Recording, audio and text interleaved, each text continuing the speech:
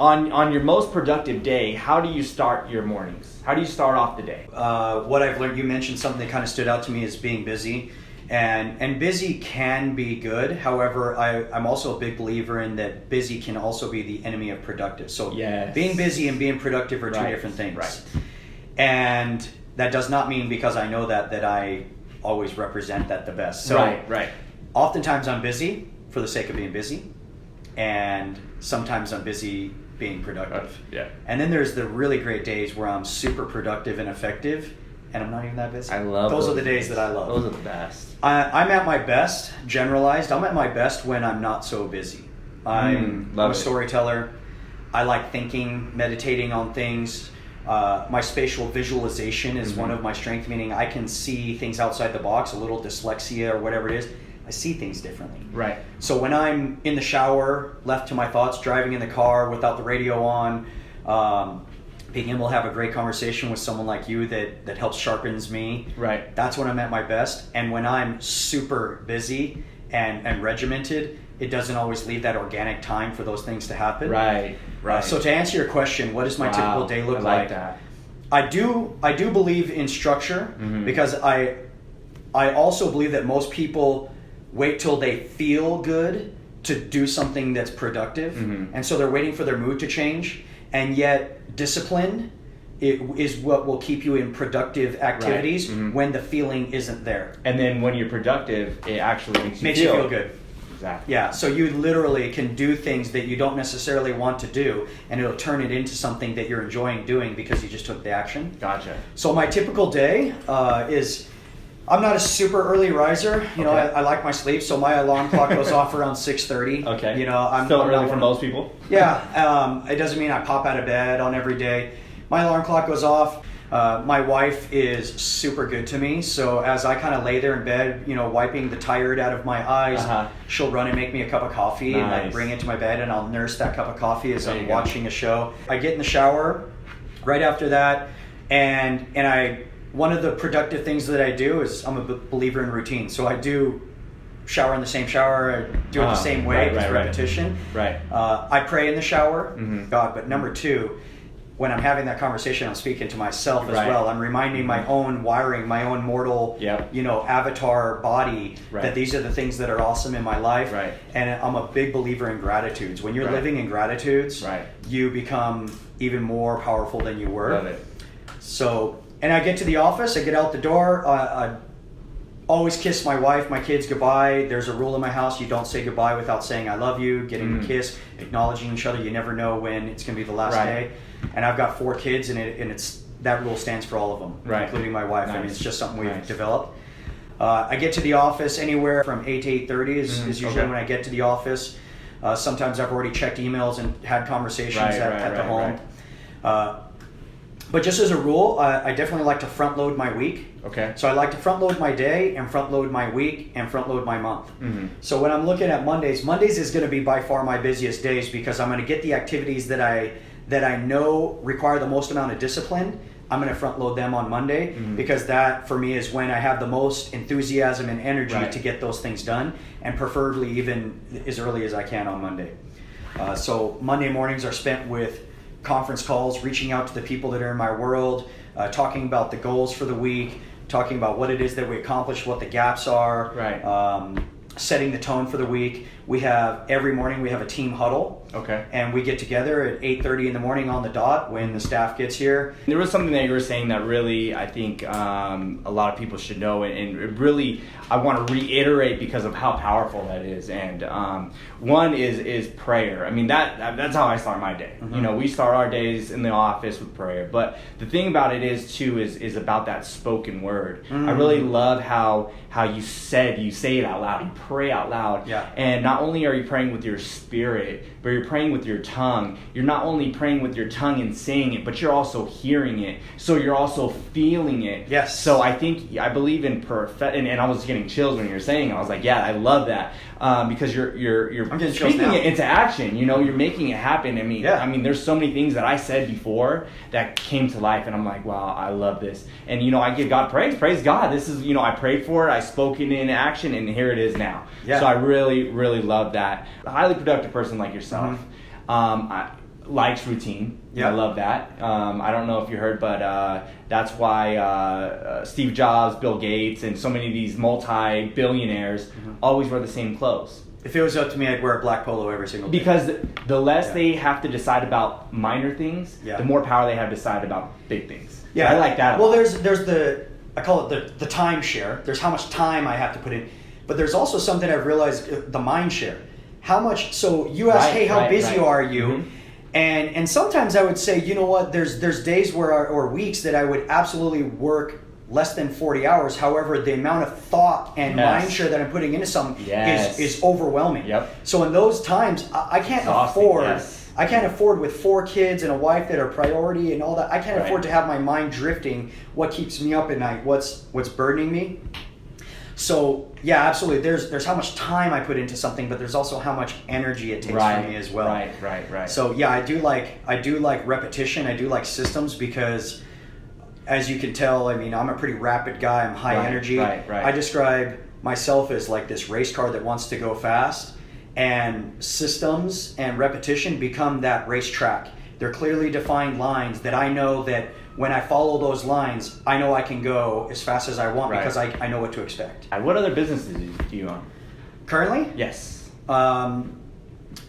Everything that let me think.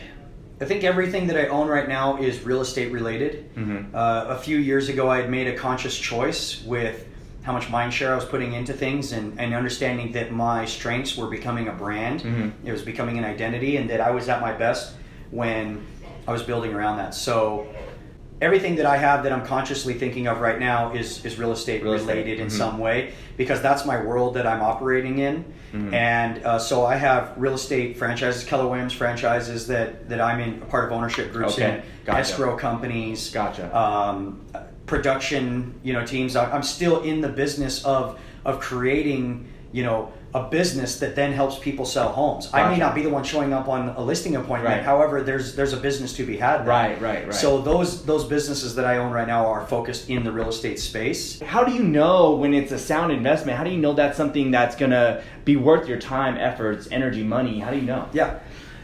So I don't know if I know it for sure, but I've developed a few things that work for me. One thing that I've certainly identified is that if I'm right now, and this may be different later, I'm not right now interested in being a part of any businesses that don't get me excited. If I'm not excited about a business, if I'm not passionate about it, if I don't have some type of, just like energy around it, then I've realized that it's probably not a good idea for me to be a principal in that business. Right. Because someone is going to need to be the visionary. Someone's going to need to benefit from that energy. And if I don't have it, then the only way I'd be interested in being a part of that is if someone I care about and trust, let's say you came to me with a business opportunity where you had that energy, you had that passion, and all you needed from me was cash. Right. If that's all you needed from me, you didn't need my influence, you didn't need my energy, anything, and you're excited about it, and I believe in your excitement, then my cash can go to yours. But my cash can go to a lot of businesses. Right. So that's a determiner that I use, is that when this business opportunity comes to me, because early in my life, I thought looking for opportunity was about saying yes, and I realized it's more about saying no and saying yes to the right ones. And that's my barometer, am I excited about this? If I had $100 million in the bank, would I do this business for free, just out of pure enjoyment? And if the answer is yes, and I can ask who is it that can help me understand how to succeed at a high level with this business, who can we impact, and I can still figure out how we're going to make it succeed, then I'm interested. And then I'm going to start measuring whether I think it's a return on my money or a return on my time. Something you said really impacted me a lot, and that was, and I take what you say and I kind of develop another almost like a saying behind it. You were saying that if you're not excited about it, you don't want to be in it. Unless someone else is excited about it, you know and trust, and you can invest money in it. Yeah, but if you're investing more than money, you want to be excited. Why? Yeah. Because that becomes a relationship, and that business is going to take a lot of your energy, and if it's not giving that energy back, it's going to go nowhere. It's going to go nowhere. So that business has to take your energy and give you energy. Love that. I love that. That's awesome. I think a lot of people just get in things for fads and Yeah. Just, they're kind of interested, or hey, like get rich quick or whatever. But is your energy behind it? Is it going to feed you? Does it keep you up at night? Does it wake you up in the morning? Are you excited to do this business? Are you inspired by the business? Yeah. I love that. And I'm sure you come in every day inspired, excited. And, even on the days that it drains you, it still gives you energy again, and you want to keep pushing. Yeah. Most days, you'd be surprised, as some people have been surprised, that with the amount of positive outlook I have, the inspiration that I try to share, that I have my bad days too. Like, I'm no different. In fact, exactly. I probably have more bad days than most people. Right. But they would think that I have less bad days. It's not that I don't have bad days or bad moments. What it is through coaching, through awareness, I love that. through acceptance, Powerful. and through powerful. And through action steps that are going to progress me and empower me, not just create me into a higher victim mode. Right. I just can correct a little quicker than maybe the average person. Right. So love that. I have bad days and I have bad moods. It's the awareness that allows me to maybe make that correction a little quicker than the average person. So instead of being in that mood for 15 hours, I might be in that mood for 15 minutes. Right. I love that, because like for me too, it's the same thing. I've messed up a lot. I've had more bad days than people. Yeah. And so many people have those bad days, and like, I'm not cut out for this. I'm not good enough for this. But it's like, I had those days, and I had more than you. And I continued pushing past those negative thoughts, that negative aura, and just kept grinding on it, learning it. And because I was excited about it, I did love it. It did give me energy. But those negative things, I turned that into learning experiences, and just use that as a tool to get better and better and better. Yeah. And then you just go, you look back. It's a conditioning, the same way that you would condition your muscles to be able to climb a mountain or to be able to run a race. You condition your mind and your soul and all that. You can condition yourself to embrace these challenges as opportunities to get better. Right. And then you literally get excited about what some people would call a really bad day. You're embracing it because you have stepped up and conditioned your mind and your body to take on the things that other people would run from, and then you get the things that other people can't get. You'll never be able to lift the weight you can't lift if you keep lifting the weight you can lift. You're talking about physical muscle building and stuff. You have to push yourself to do something you can't do and physically fail at it in order to succeed at it. So first you have to fail to succeed. And I know that doesn't work for everything, but it works for a lot of things. And a lot of people just think, oh, this is too hard. It's too stressful. It's too much. No, once you get past that, it becomes easy. And it becomes a master. Feel the burn kind of thing. Yeah, you feel the burn, and then later on, hey, you just got to push it to a whole nother level. Now you're doing a mile in way less time, and then you push that envelope and push that, and you just get better and better and better. So I really success really is a conditioned reflex. I love that. Yeah, definitely a conditioned reflex. So as an entrepreneur, what is one habit that you would recommend to other entrepreneurs that are just starting out?